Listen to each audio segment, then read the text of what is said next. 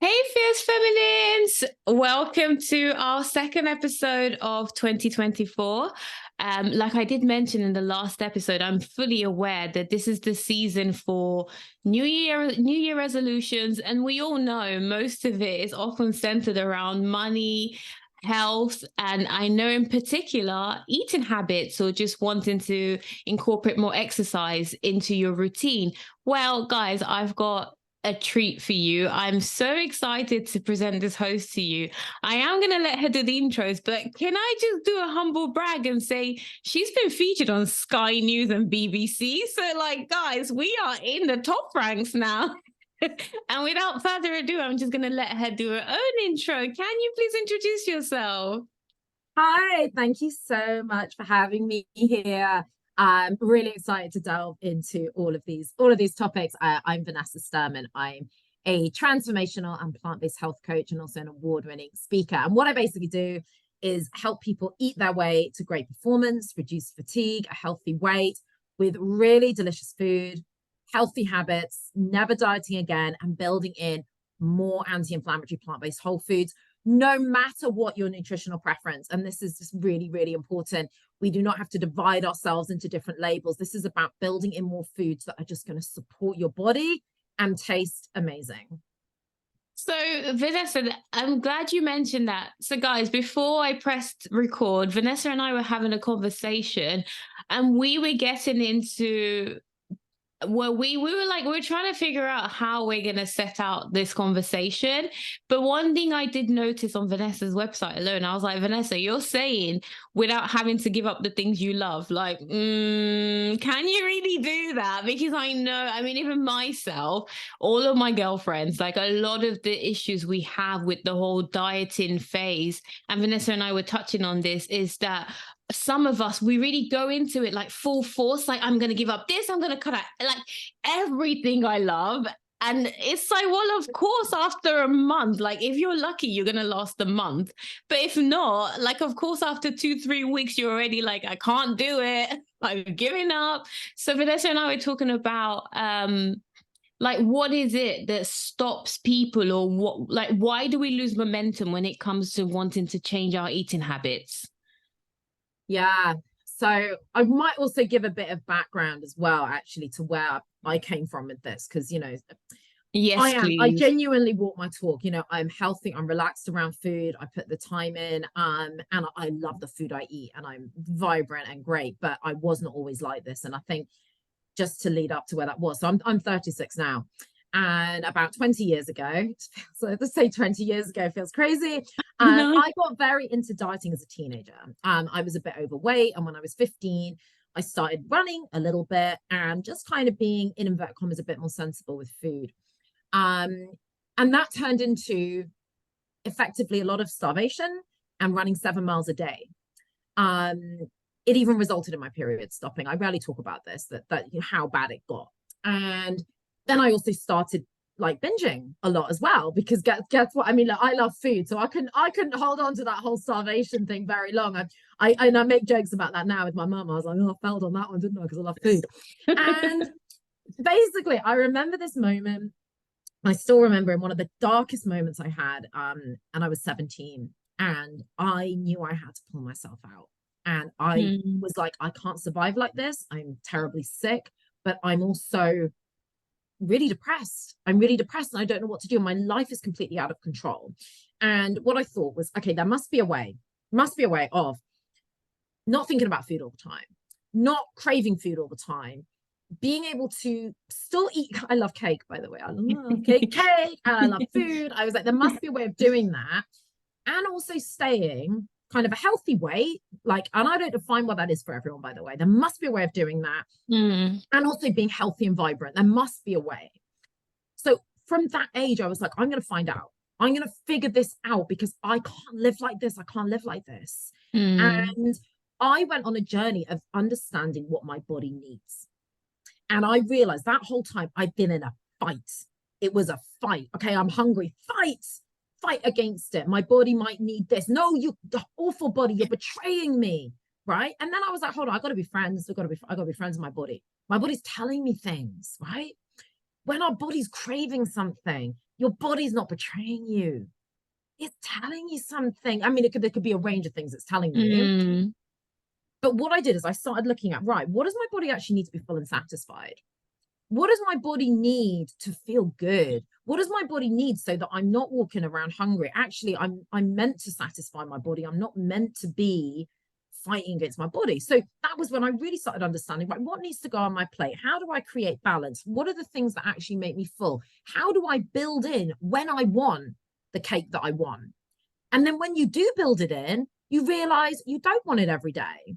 And I remember having a discussion with at 17 with a therapist, trying to figure all this out. And, she said, you can sort of eat what you want. And, and she was like, what would you really love to eat? And I was like, I'd eat cheesecake all day. And she said, but would you actually do that?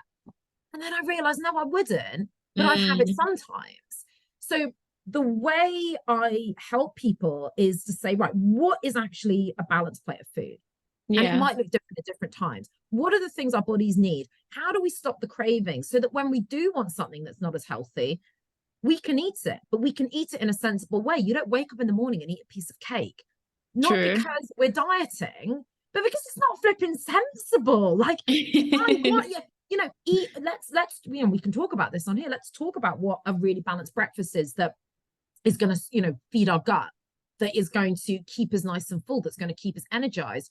Do we have to eat breakfast at all? Some days we might want it, some days we don't. And this is also the problem with being the same every day, is like, shouldn't I have breakfast? It's like, well, there's some amazing foods we can get into our breakfast. So breakfast is a great opportunity. Some days you might want breakfast at 8 in. Some days I have it at midday because I'm like, oh, actually, I'm not really very hungry. Also might depend where I am in my cycle. But I'm still eating the foods that really, really support me. And then and those other foods can get built in. And this is the thing, is you don't have to give those foods up, because when you're eating mostly really nourishing, wonderful food, and we can talk about more about what that is, more plant-based whole foods, some really good sources of complex carbs, vegetables, protein, etc. You're so full and satisfied and reduced your cravings so much that you want that other stuff less. And if you are putting in as many healthy foods as possible, and that's the focus, I focus on what goes in. Everyone's like, cut out, cut out, cut out. Sounds also very exhausting and boring. When we focus on what goes in and you're eating majority healthy food, it actually doesn't really matter to your health when you eat things outside of that, because so much of what's going in is healthy. So you mentioned two interesting things, actually. There's one you mentioned about learning to listen to, like, you started to pay attention to your body. I like that, because on the podcast I do talk about, like, I work with helping women have healthier relationships with their negative emotions and their fears, for example. And one of the things I say is, like, sit with the fear, listen to the fear, pay attention to the fear, befriend the fear. And I'm hearing you now saying, like, listen to your body. Like, if there's a craving, listen to your body. But the second thing you mentioned as well, because the reason I want to talk about this is because I think this is where the challenges for lots of women, that battle and that guilt. And it's like, for years we've been told cake is bad, don't eat cake, like, don't eat sweets, don't eat chocolate. And in someone who's about to head out in the morning to go to work, like, even now when I'm thinking in my head, I'm listening to you and I'm like, yeah, but Vanessa, I've been told for years that, like, oats is good for breakfast, so, like, I must have oats, it must be oats. What do you mean I can't have it? Like, what do you mean I can just have whatever I want? So I think in terms of the question I'm asking, it's because we've been filled with a lot of information, and I think a lot of the emphasis is, like you rightly said, cut things out as opposed to add things in. How can we as women start to, number one, pay attention to our bodies, like you said, because I thought that was very valuable when you mentioned that. And number two, start to empower ourselves to be able to create our own habits? Yeah, these are really great questions. I need to break a few of them down with some Yes, nuance please. as well. So first of all, with the listening to your body, when people work with me on a program, we actually do the listening to your body bit in session even 3 or 4. Now, the reason I do that is that, yes, your body's giving you all these signals, but when we don't couple it with the nutritional education, if you went and always listened to your body, you could be driven down a route at first that's not helpful. So say you're getting loads of cravings, right? That's genuine. Like you're getting that right by going, right, I've got cravings. Now, if you, in inverted commas, completely listen to your body, you go, well, I've got to go get the donuts. Like, Vanessa said, listen to your body. That might have been me last night. Right, exactly. Whereas when we couple it with the nutritional education, is what we do is we go, right, our body is saying to us in some way with that craving, I'm hungry or I'm missing something.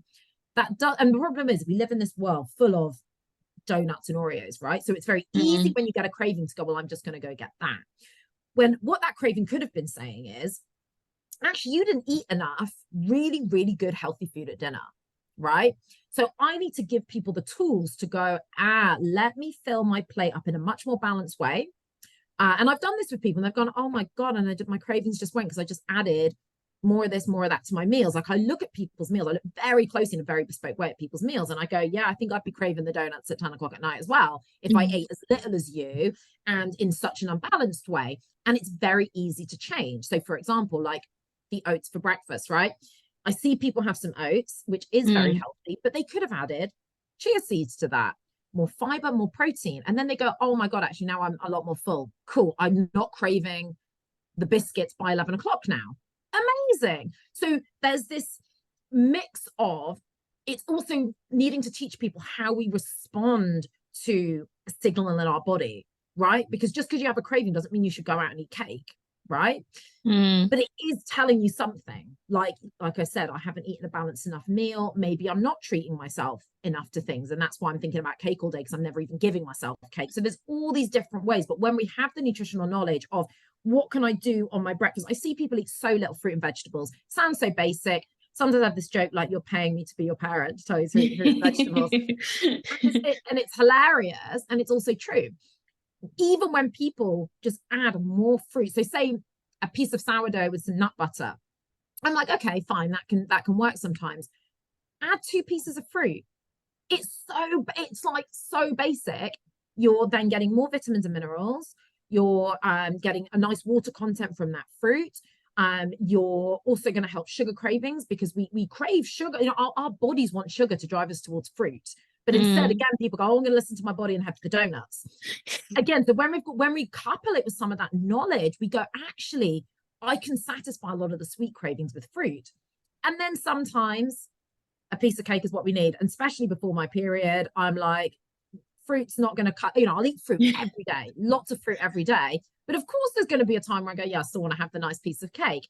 But it becomes so much rarer when you fill your body with these other foods. So this whole, like, you can eat what you like thing is with that nuance of when you fill your body with these amazing foods, it cuts the cravings for those sorts of food, for those other foods so much, even to the extent your taste buds start to change and you eat something that you really potentially enjoyed before and you go, God, I don't need to eat 10 of those. I can just do with one of them now, actually, because it's so sweet. So that's where some of that comes from in terms of the nuance. Okay, and then so I completely agree, because when you were talking, I was looking back at my experiences, and I know there have been phases in my life, and like you said, when my taste buds actually started to change, and I'm like, oh, like I'd be really put off by looking at chocolate, when before I'm like, give me, like I can't get enough. And I started to notice that. But what I was thinking when you were talking, like I can hear quite a few of my girlfriends and even like ex-work colleagues, what I can hear is like, oh yeah, but I just haven't got the time to like plan out my food, and I haven't got the time to actively go shop for fruit instead of, because like we were saying, it's so easily accessible now as well, right? You can buy chocolate from wherever you want. Yeah. And we know that chances are people are more likely to pick up that piece of chocolate instead of the piece of fruit.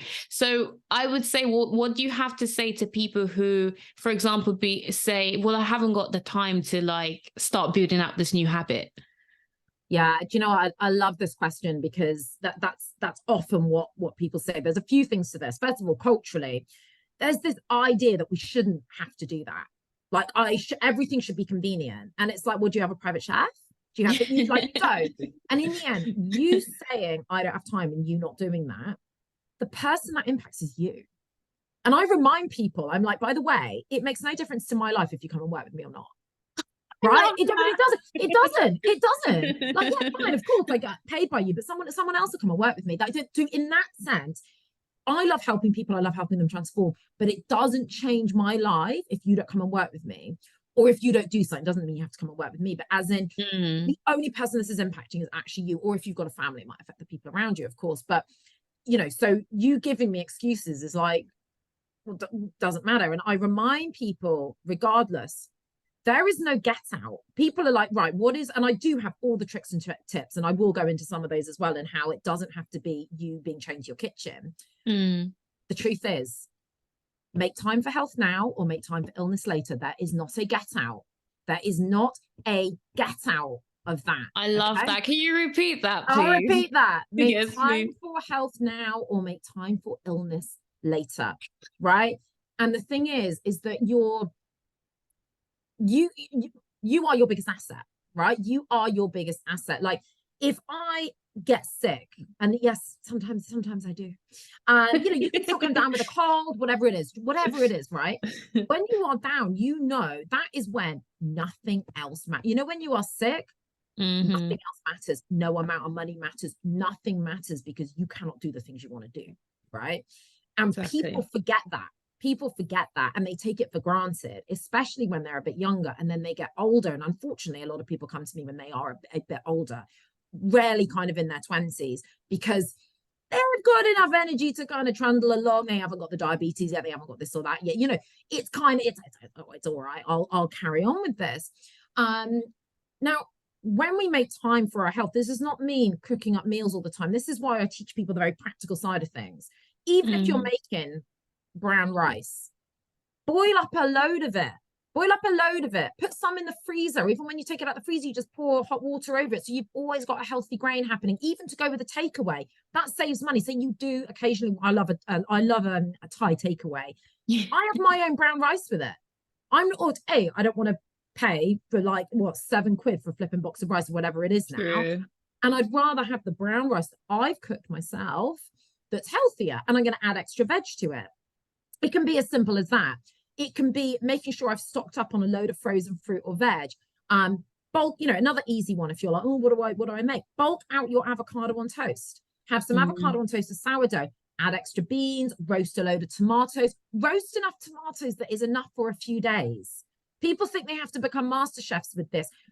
People can, people around me can attest. I travel, I eat out, I enjoy my life, and I am not cooking in that kitchen every day. I am not. So there's all these little tricks, like how do I just pull together a healthy meal? Like the avocado on toast one is a great way to start. Right, how do I bulk up that avocado on toast to give me more protein, more fiber, extra vegetables, right? It's little things like that. But I am also a busy person, and yeah, fine, I walk my talk. I know that I have to make time for my health, and I feel the benefits of it every day. And that's what happens with my clients. It doesn't have to be perfect, by the way. Just because you've eaten something that's not great doesn't mean, the day's gone, I'll restart tomorrow. You've still got a banana right there. Well, eat the banana, So that's really, really important. But that is a bit of a myth with this time. That we have to be like master chefs, and that's just not true. But people say to me they don't have time. And I do often say, do you ever watch Netflix? And they're like, well, yeah, and it's like, well, I'm sorry, you have time. We all have time. And also, you don't have to follow rules. Sometimes it gets to 10 o'clock at night, and I go, do you know what? I'm going to marinate a bit of tofu, chop up a load of vegetables for roast vegetables. You make it easy for yourself. I'm like, right, what have I got in the fridge? Actually, I've got a butternut squash from that veg box I haven't used. I've got some Brussels sprouts. Oh, let's think of an example that people actually like. Get rid of the Brussels sprouts. Sorry, forget it. People are going to be like, not working for us. At that point, everyone was like, end, stop. Exactly. End, stop, block. Okay, let's go something different. Aubergine peppers, courgettes, onions, crush up a load of garlic, give those a big roast. And you can add those to your avocado on toast. You can put those in a massive sandwich, make a big salad with the roasted vegetables and extra beans, whatever it is. Make a massive curry. Sometimes I will do that at 10 o'clock at night, because I'm like, I know I need some food for the next few days. I can't do any more work. I'll listen to a podcast while I do this, chop it up. It goes in the oven. I'll let it cool overnight or whatever it is I do. You make your own decisions about food safety. Please don't listen to me on that. Your decisions, your body. But you know what I mean? It doesn't have to be complicated. And people say, oh, when I get home from work, I don't have time to cook food. I'm like, all right, when do you have time then? And when I get home from work, or get home from work, or from home, I've got food ready in the fridge. I'm also not, 5:30, oh, here comes Master Chef Vanessa.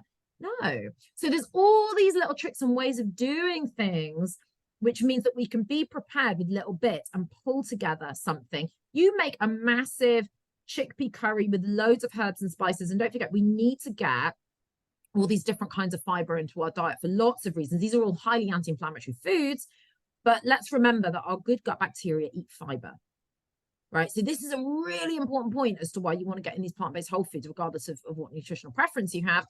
These feed your good gut bacteria. If you really care about your gut, you need to be eating fiber. And they also fill you up. So you reduce your cravings, and it makes it easier to maintain a healthy weight. Like, I'm not into struggling to maintain a healthy weight. I'm into just like feeding my body delicious food.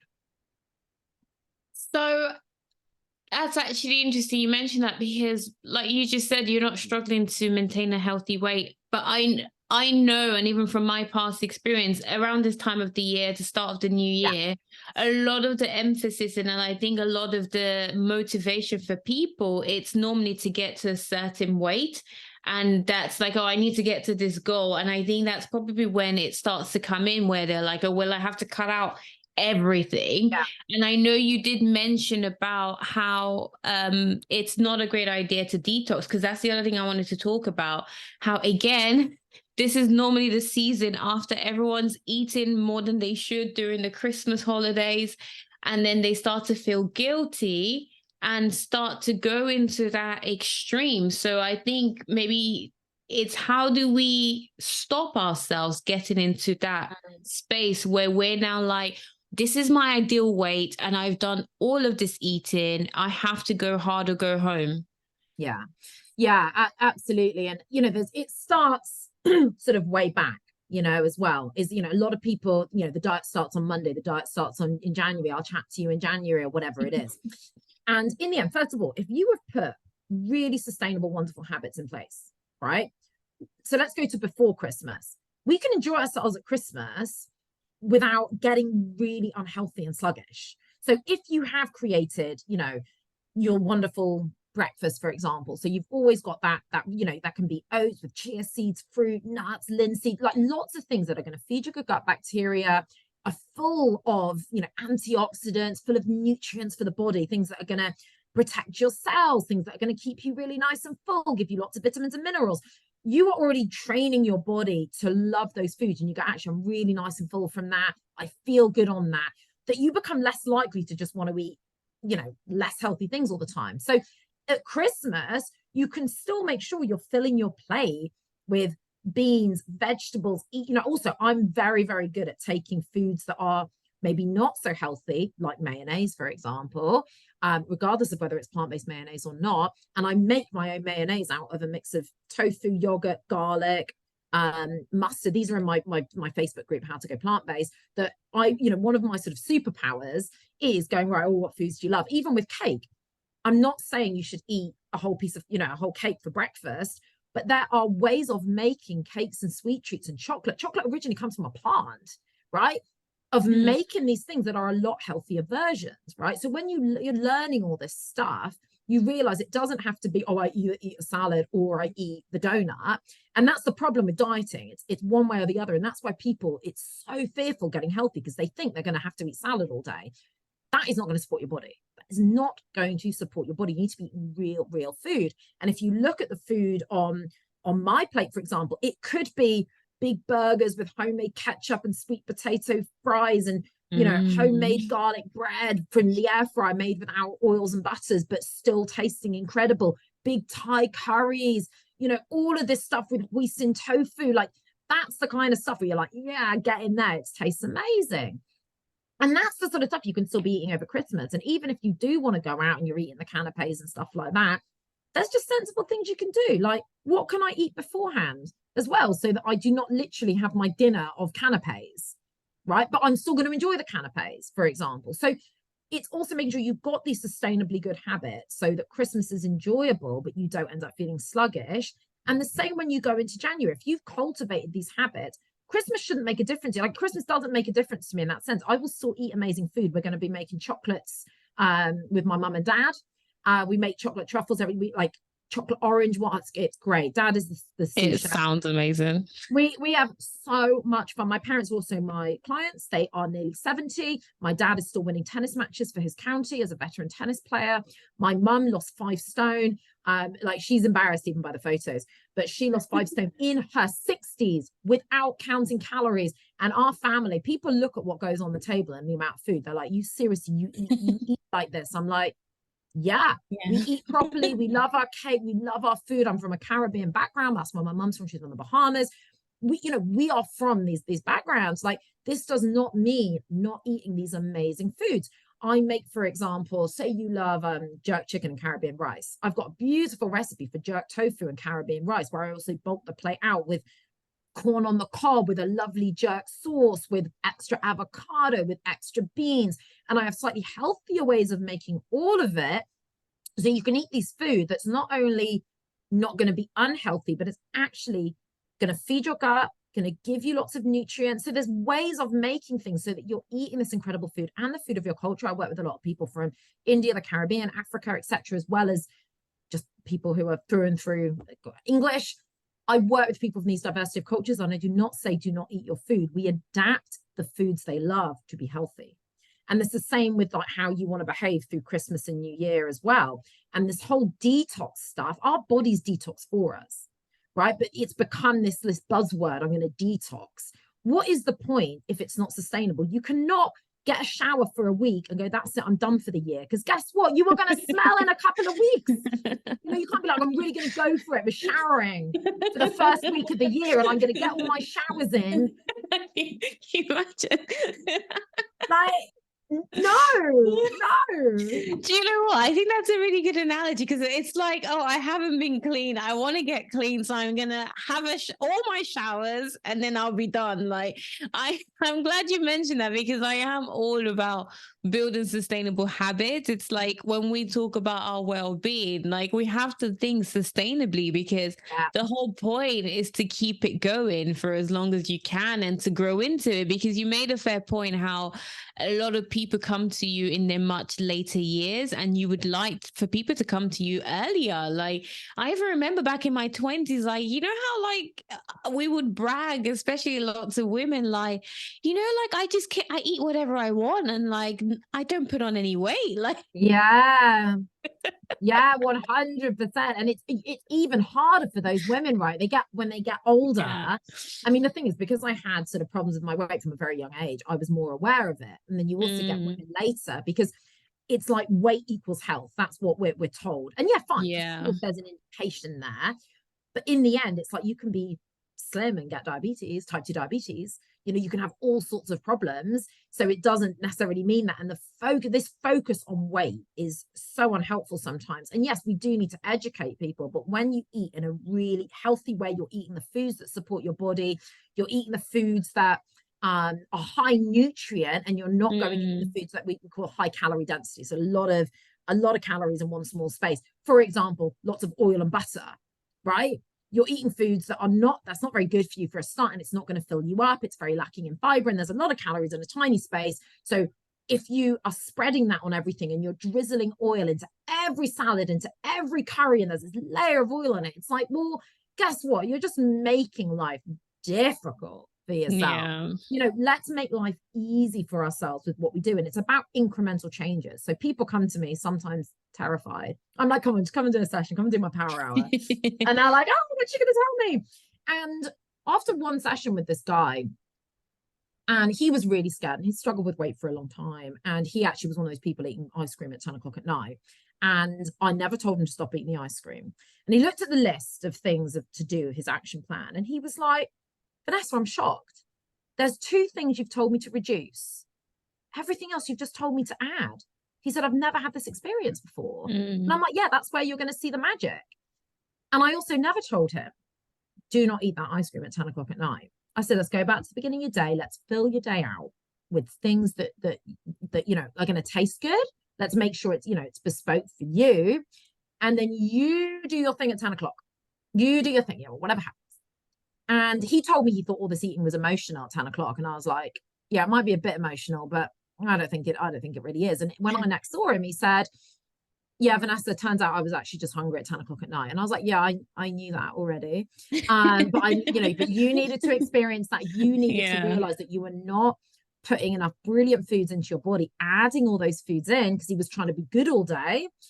And it was a much happier place for him. He was like, oh, I get to eat more food. I'm reducing my cravings. But if I still want to have the ice cream, sometimes I'll have it. And it just meant it was more sustainable. So he doesn't feel in this position of being either on track or off track. He's like, right, I've got some really clear habits. If I've added this into my breakfast, I've added these into my snacks, I'm filling out my meals in a different way, adapted food I was already cooking. So it doesn't mean suddenly, I don't do meal plans. Oh, here's 21 meals for the week that you're never going to cook and you don't even like.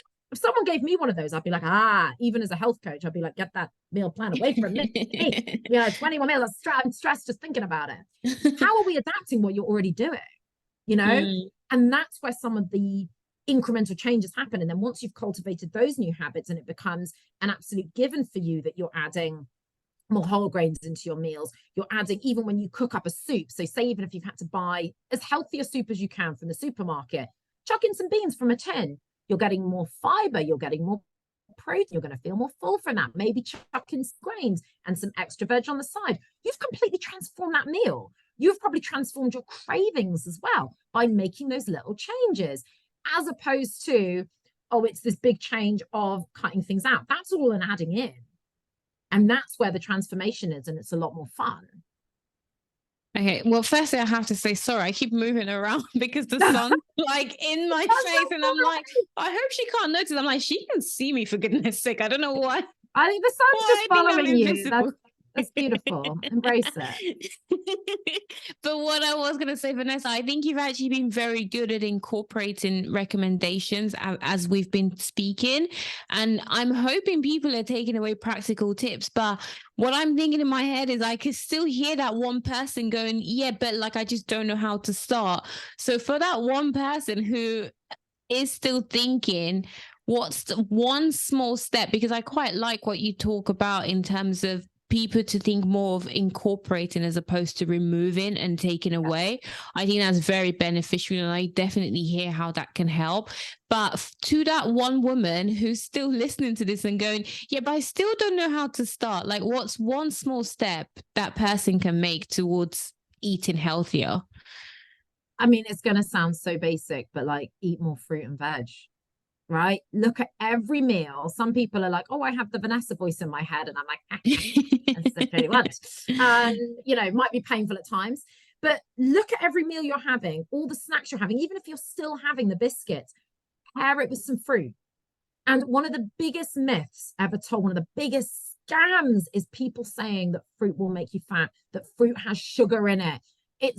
It kills me, and it's actually really irresponsible. Fruit does not. I was thinking that when you said that, I was like, well, I'm pretty sure there's been research to say that it's fattening and the sugars aren't good for you.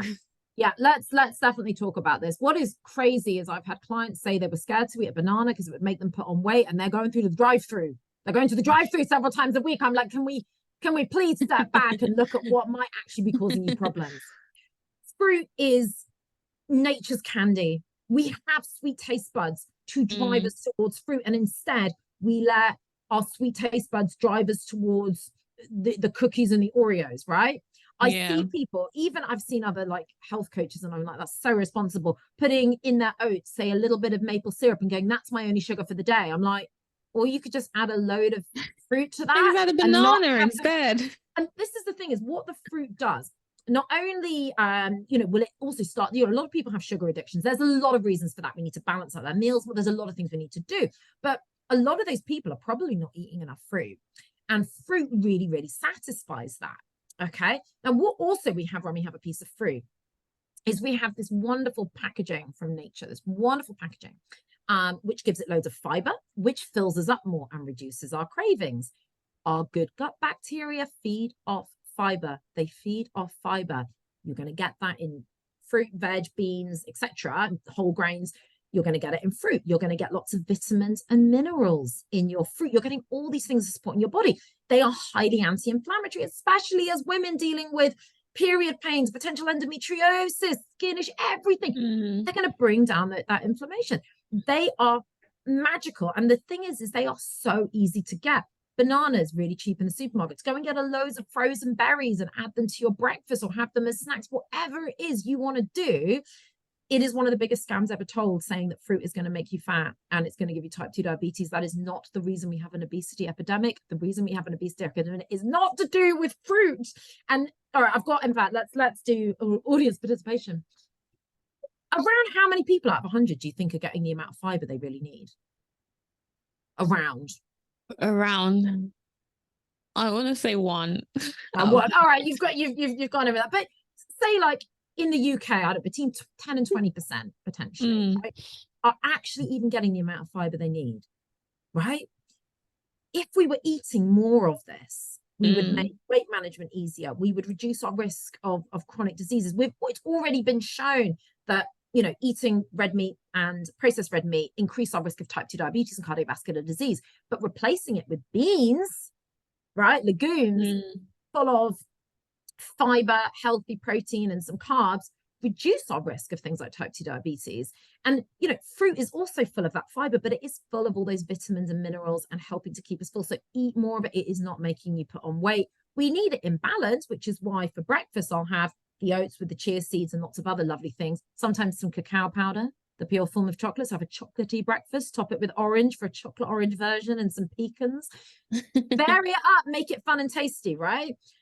I have loads of fruit on my breakfast. Fruit is not, it's actually going to fill you up and not make you want to eat all sorts of other things. So I can't impress that even more, because it is, like I said, it is one of the biggest scams that is making it hard for people to have good weight management and good health, is telling them that the healthiest foods are their problem. Honestly, I hear you there, because in the past I did have phases where I'm like, oh, but fruit's got loads of sugars, and I'm avoiding it to the point I then end up having a chocolate. Like you then end up going to the extreme because you've tried to avoid that craving. So to the point where you're like, I'm not going to have that banana. And then you see yourself like sneaking into the corner shop. And then what do you end up with? A chocolate. Right. Yeah, exactly. So, your proof is already there. It's already there. So if you're looking at where to start, do that. Shameless plug, please join, How to Go Plant-Based, which I created that name ages ago for that group on Facebook. It's basically how to eat your way to that great performance, reduce fatigue, and a healthy weight. There's loads of free videos. There's loads of amazing recipes in there. You can ask me questions in that group if you are struggling to start. And please remember, if you are struggling in any way, this is not about perfection. Now, I am a recovering perfectionist, and I'm sure a lot of women listening to this are as well. And that is how we're pushed as well. Be perfect. You're not going to be perfect, but be good enough in supporting your body. Okay. And that's one of the problems. It's this perfection. I'm either on plan or, Vanessa, I'll start in the new year. I'm like, you can literally start eating more fruit and bulking out your meals with these healthier foods right now. And guess what? You'll feel better for it. You're not doing it for me in January. This is about you getting some changes for you now. So there's definitely a mindset shift we need with dieting and healthy eating. And just remember, being anti-diet, and I've seen some influencers who are anti-diet and all they do is eat junk food. I'm like, no, that is not being anti-diet. Like, oh my God. You can still build in that other stuff, but we want to eat what supports our bodies, as opposed to I'm obsessively eating to lose weight. Because I promise you, any diet can make you lose weight. Will it be sustainable? Will it be fun? Probably not. But we can all lose weight. If I wanted to lose, and it wouldn't be safe for me to lose a load of weight, but if I wanted to, I could. But I would be miserable. I would probably make my life harder in the long run. It would probably make it harder for me to maintain a healthy weight in the long run. But I could still do it. If you said, Vanessa, I want you to lose half a stone in the next month, I could do it, but it wouldn't be healthy. And anyone, that's why there's all these diet programs, because of course they can make you lose weight in the short term. Yeah. Well, that's the thing, like always jumping on the fad and always jumping on the bandwagon, which is why I really wanted to have you on, especially at the start of the new year, because I know that's when people are more susceptible to falling victim of all these like trends. And Yes. like you said, it's more important thinking sustainably as opposed to in the moment. And Vanessa, so I know you mentioned we can find you in the Facebook group, Yeah. but where else can we find you? So you can also find me on Instagram. If you just type in Vanessa Sturman or Energize and Thrive Plant-Based, I come up, and I've got various things there that are really helpful. You can also just DM me. I like to be very accessible, and because I'm all about just helping people with practical tips. The same in the group. You can ask questions in there. You can even ask me to do certain lives, and I'll say, well, I'll come and help with that kind of thing. So please, please, please use that. And of course, if you want to look at something like, the Power Hour, the reason I started that, by the way, is because people were getting great results after one session. A lot of people go, oh, how long will I see results? If you start making these little changes, you get results. So I started doing these sessions for the Power Hour, which are just at the moment, they're still £97, where you get like a mini action plan, and we just look at your food and just make tweaks that can potentially transform your cravings and your energy and your gut health. So that's something really to consider if you're thinking, oh my God, how do I start? Or will this be really difficult? Think about that dipping in the water as well, in order to just help your health. I mean, I feel like you've been, oh, sorry. I feel like you've been so, what's the word? Like every sentence you said has been resourceful. So I'm so grateful for that, Vanessa. I'm so grateful to have you on the episode. And thank you, literally, thank you, because I mean, even I was like learning. This is why I do these things as well, because I'm like, I'm learning as I go as well. And I'm like when you were talking, like the amount of times my partner and I, we've been having that conversation, going like, okay, we want to change our eating habits, and we're like, we'll wait till the new year, we'll wait till this.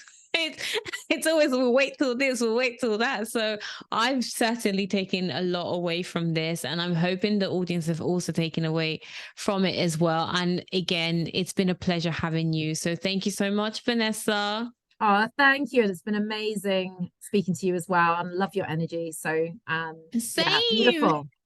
You're hilarious. Like I could probably talk for ages because I love your personality, and you're just so funny. Like even before we pressed record, I was thinking, I wish I'd already pressed record. Next time, that's what we'll do. I'll come and do another one with you if you want, and we'll just be like, right, record immediately. Let's no introduction or chat beforehand. Let's just go. I know. But once again, thank you so much, Vanessa.